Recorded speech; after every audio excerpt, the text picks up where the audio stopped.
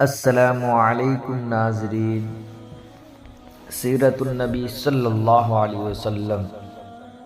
حلیمہ سعدیہ کی گود میں۔ بسم اللہ الرحمن الرحیم۔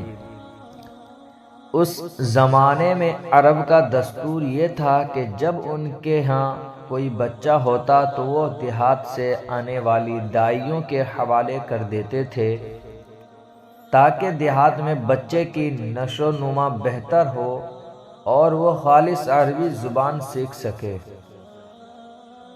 دائیوں کا قافلہ مکہ میں داخل ہوا۔ انہوں نے ان گھروں کی تلاش شروع کی جن میں بچے پیدا ہوئے تھے۔ اس طرح بہت سی دائیاں جناب عبد المطلب کے گھر بھی آئیں۔ نبی کریم صلی اللہ علیہ وسلم کو دیکھا، لیکن جب انہیں معلوم ہوا کہ یہ بچہ تو یتیم پیدا ہوا ہے تو اس خیال سے چھوڑ کر آگے بڑھ گئی کہ یتیم بچے کے گھرانے سے انہیں کیا ملے گا۔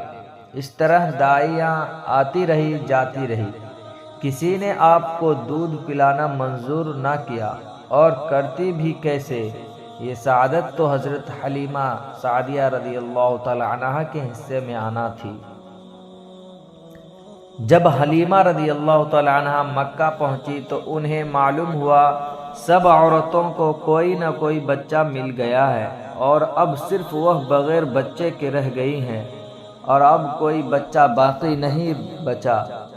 ہاں، ایک یتیم بچہ ضرور باقی ہے جسے دوسری عورتیں چھوڑ گئی ہیں۔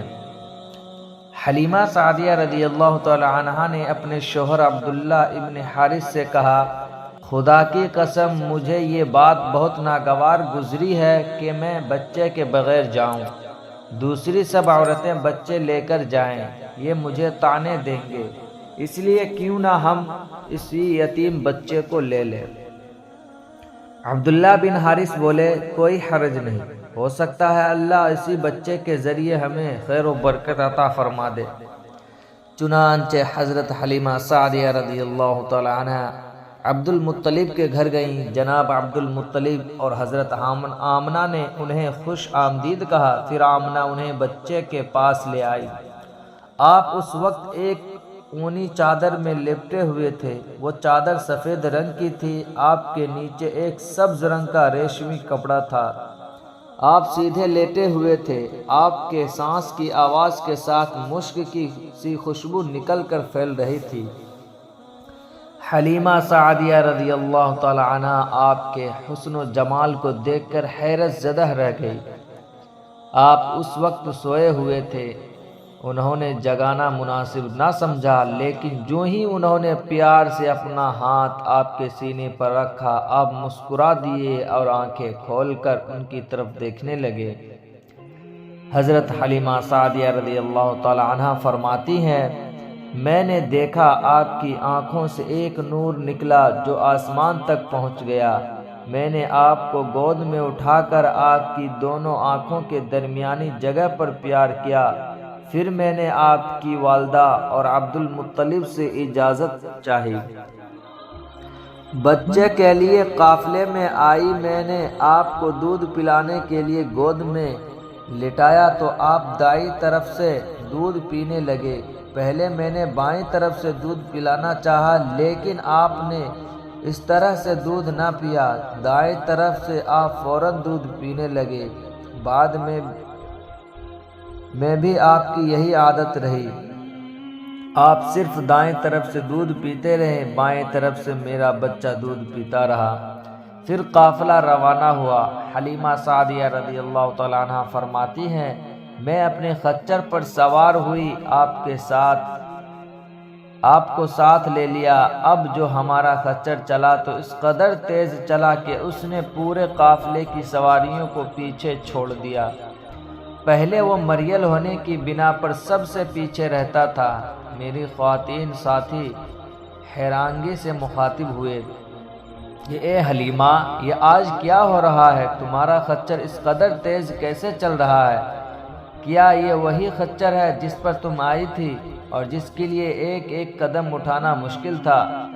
جواب میں ان سے کہا، بے شک یہ وہی خچر ہے، اللہ کی قسم اس کا معاملہ عجیب ہے۔ پھر یہ لوگ بنو سعد کی بستی پہنچ گئے۔ ان دنوں یہ علاقہ خشک اور قحط زدہ تھے۔ حلیمہ سعدیہ رضی اللہ تعالیٰ عنہ فرماتی ہیں، اس شام جب ہماری بکریاں چر کر واپس آئی تو ان کے تھن دودھ سے بھرے تھے، جبکہ اس سے پہلے ایسا نہیں تھا۔ ان میں سے دودھ بہت کم اور بہت مشکل سے نکلتا تھا۔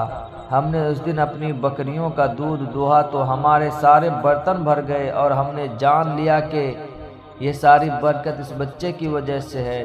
آس پاس کی عورتیں میں بھی یہ بات پھیل گئی۔ ان کی بکریوں بدستور بہت کم دودھ دے رہی تھی۔ غرض ہمارے گھر میں ہر طرف ہر چیز میں برکت نظر آنے لگی۔ دوسرے لوگ تعجب میں رہے۔ اس طرح 2 ماہ گزر گئے۔ 2 ماہی میں آپ چلنے پھرنے لگے۔ آپ 8 ماہ کے ہوئے تو باتیں کرنے لگے اور آپ کی باتیں سمجھ میں آتی تھیں۔ 9 ماہ کی عمر میں تو آپ بہت صاف گفتگو کرنے لگے۔ اس دوران آپ کی بہت سی برکات دیکھنے میں آئی۔ حلیمہ سعدیہ رضی اللہ تعالیٰ عنہ فرماتی ہیں، جب میں آپ کو اپنے گھر لے آئی تو بنو سعد کا کوئی گھرانہ ایسا نہ تھا جس سے مشک کی خوشبو نہ آتی ہو۔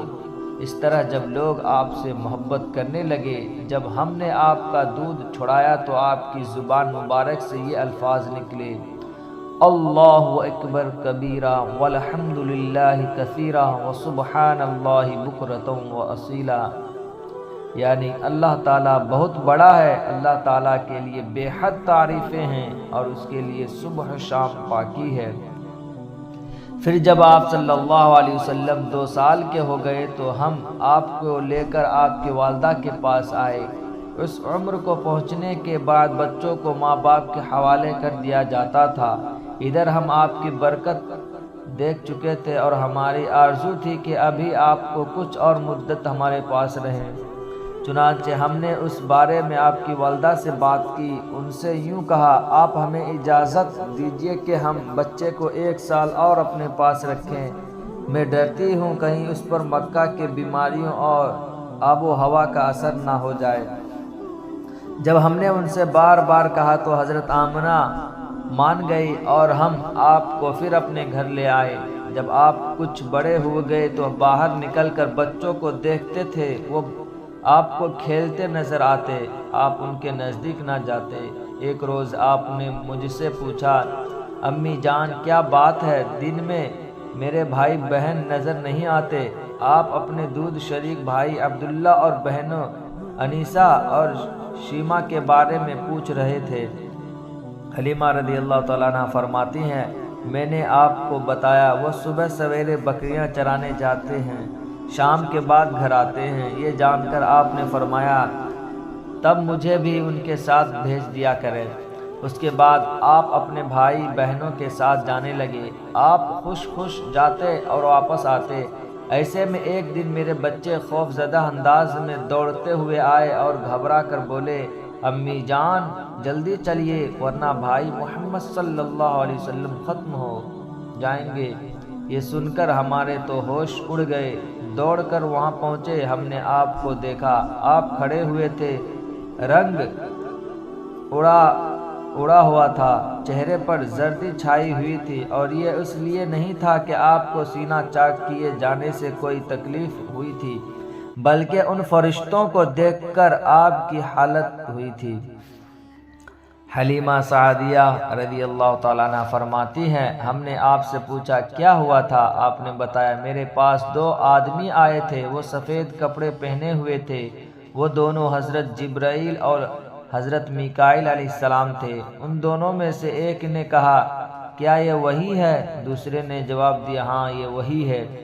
پھر وہ دونوں میرے قریب آئے، مجھے پکڑا اور لٹا دیا۔ اس کے بعد انہوں نے میرا پیٹ چاک کیا اور اس میں سے کوئی چیز تلاش کرنے لگے۔ آخر انہیں وہ چیز مل گئی اور انہوں نے اسے باہر نکال کر پھینک دیا۔ میں نہیں جانتا وہ کیا چیز تھی۔ اس چیز کے بارے میں دوسری روایت میں یہ وضاحت ملتی ہے کہ وہ سیاہ رنگ کا ایک دانہ سا تھا۔ یہ انسان کے جسم میں شیطان کا گھر ہوتا ہے اور شیطان انسان کے بدن میں یہیں سے اثر ڈالتا ہے۔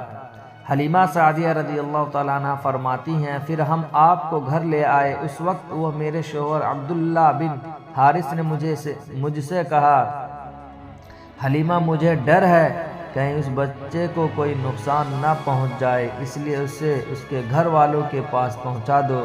میں نے کہا ٹھیک ہے۔ پھر ہم آپ کو لے کر مکہ کی طرف روانہ ہوئے۔